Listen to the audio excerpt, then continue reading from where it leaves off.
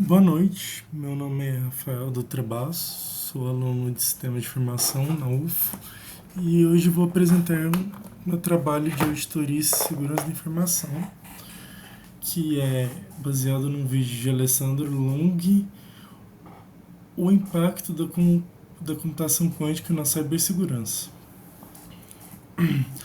Hacking a natureza quântica da segurança. Introdução. O que é o impacto da computação quântica?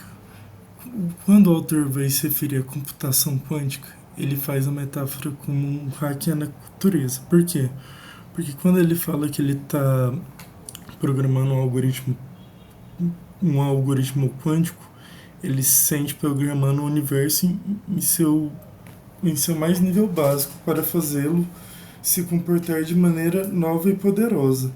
Então, ele está usando regras da natureza para manipular a natureza e permitir chegar em novos em resultados potentes que fogem contra as regras da natureza. Então ele traduz isso como a computação quântica. Vindo dessa tanto poder em torno desse paradigma, ele alerta porque muito que ele vê na mídia que existe muito hype do que realmente impacto real. Então ele até fala que ele sente que é como está virando marketing, tipo, para hype, para hypar computadores, mas, enfim. Então ele se pergunta como medimos o impacto da computação quântica? Mais rápido? Melhores resultados? Mais barato ou fazendo o impossível? Ele quer dizer que esses são algumas formas de se medir os impactos da computação quântica. Então, ele começa se perguntando como medir o custo da computação quântica. E então ele chega à conclusão que as métricas teóricas, que são número de operações lógicas, tempo de execução em paralelo, que a gente chama de profundidade também, número de qubits lógicos, que seria a memória, e número de consultas, que são as queries.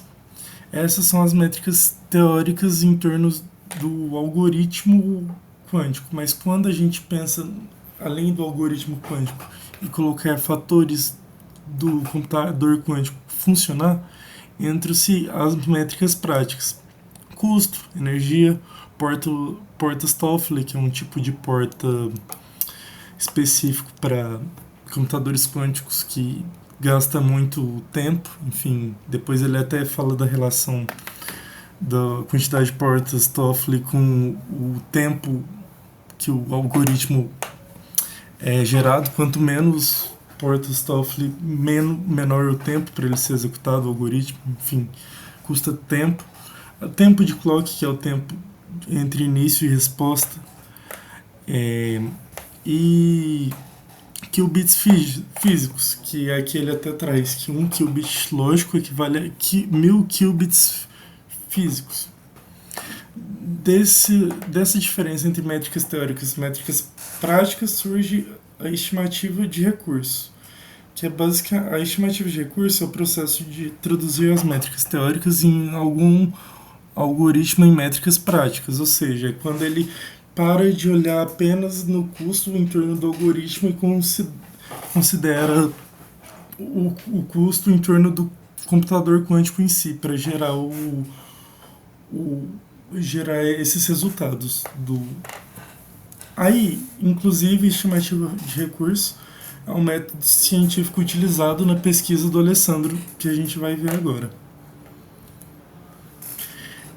A pesquisa do Alessandro, que ele vai mostrar, primeiro começa explicando o que é o melhor ataque quântico, que a gente que é chamado de SOTA, ou o estado de arte. O estado de arte é o melhor e mais eficiente ataque teórico conhecido. O nosso trabalho começa aqui, então ele parte do algoritmo SOTA para fazer a pesquisa dele e implementar. O custo O custo teórico de um SOTA para quebrar um RSA 2048 ele é de 8 horas se o computador quântico contiver 20 milhões de qubits físicos. Aí aqui ele coloca até hardware assumido, que é o hardware que ele espera que exista para rodar para que se quebrar o RSA 2048 usando SOTA, que aí para quebra é o algoritmo de Shor, né? Que aqui não coloco, mas enfim. Hardware assumido qubits supercondutores e erro na porta 10 elevado a menos 3. A fonte que chegou a essa conclusão de custo teórico é que é o trabalho de referência que ele está usando é de Craig Gidney. Então, o objetivo do Alessandro fazendo essa pesquisa é otimizar esse ataque para torná-lo mais eficiente. Então, como é que ele vai fazer isso? Onde está o truque do SOTA? Por que o SOTA é o melhor algoritmo quântico? Vantagem: usa-se o gabarito, que seria uma tabela com respostas pré-calculadas usando o algoritmo clássico, para que o computador quântico não precise calcular tudo do zero, certo? Então ele utiliza de algoritmos clássicos para fazer cálculos de respostas para criar um. Eu até esqueci a expressão que ele usa, peraí.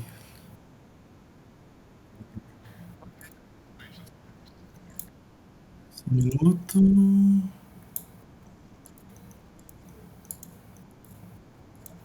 É,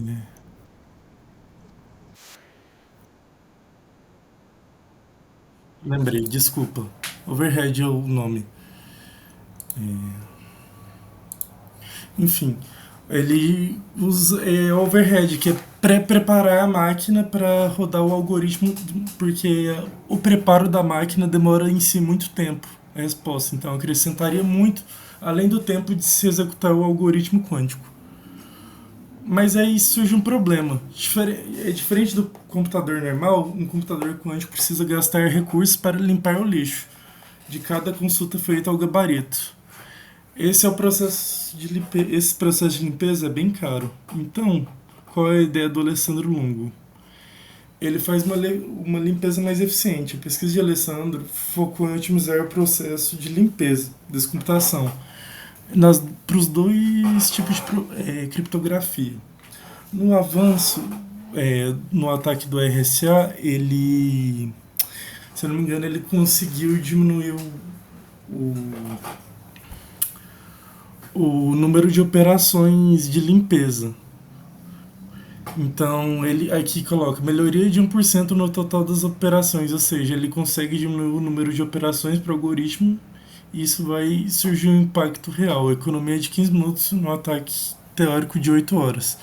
Então, ainda que o RSA 2048, essa pequena solução que ele encontra, o resultado é 15 minutos, ou seja, ainda tem como se melhorar esses resultados e otimizar cada vez mais esses ataques. Agora, já no avanço ao ataque de criptografia baseada em curva elíptica, ele gerou uma otimização na soma modular, que é uma operação matemática chave, ou seja, eu acho que, se eu não me engano, ele diminuiu os vetores de soma modular. E aí, então, ele chegou no impacto real, que é aproximadamente 75 mil operações quânticas. Ou seja, portas Toffoli a menos. Agora, o autor fala sobre o impacto na criptografia pós-quântica. É, aqui ele está trazendo uma nova paradigma que pressupõe que todas as que seria o paradigma da computação quântica, né? Quando a computação quântica se consolidar e aí a e aí a gente tem que migrar para computação pós-quântica, enfim. Segurança se baseia em problemas matemáticos considerados impossíveis de resolver. Problema-chave. Ele vai citar o problema de reticulado, o lattice distance, que é a missão verificar se o projeto teórico se sustenta na prática. Teoria. Não existem algoritmos quânticos conhecidos que possam resolver o problema do vetor mais curto de forma eficiente. Essa é a teoria. Mas, como ele já mostrou antes, existe uma grande diferença entre teoria e prática. Então ele vai tentar ver se essa teoria é verdade e vai fazer o tentar fazer o algoritmo de reticulado aqui, medindo o custo real de um ataque quântico PQC. A equipe de Alessandro implementou um algoritmo de ataque Gaussiev, que é o algoritmo do ataque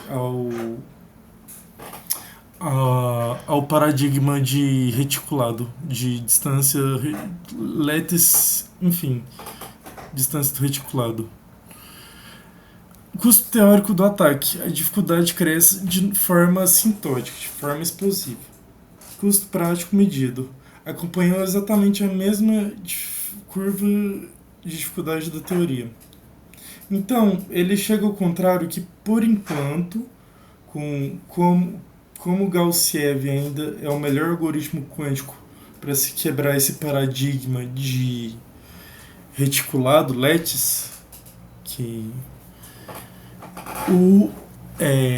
o custo ainda é assintótico, ele não existe paradigma. Conclusão, ao contrário dos outros casos, aqui a prática confirma a teoria. O ataque é tão impraticável no mundo real quanto cálculos teóricos previam, sugerindo segurança, ou seja, não se tem resultados para a quebra desse tipo de algoritmo. Conclusão. A criptografia clássica, que é a criptografia pública, também, ou assimétrica, ela sim é uma ameaça certa. Ela, em algum momento, vai chegar que os computadores quânticos vão ser quebrados. E isso já é provado ali no experimento que ele faz, e ele, inclusive, tenta otimizar isso. Ele acelera essa quebra, criando aquele mecanismo de diminuir o lixo, as operações de lixo, de limpeza de lixo. Criptografia pós-quântica resiste ainda hoje. Por enquanto, não se desenvolveu um ataque quântico que seja viável para quebrar esse tipo de criptografia, que é baseada no lattice. Então, e aí no final ele acaba afirmando duas coisas. A transição para a criptografia pós-quântica ela é inevitável, ou seja, cedo ou tarde ela vai ter que chegar. E ele se pauta muito também que a pesquisa vai trazer a solução para todas essas questões. Essencial monitorar novas ameaças e garantir defesas futuras. Porque por enquanto ainda não se desenvolveu a quebra do algoritmo Lattice, mas a qualquer momento pode desenvolver. E é isso meu trabalho. Muito obrigado. Boa noite.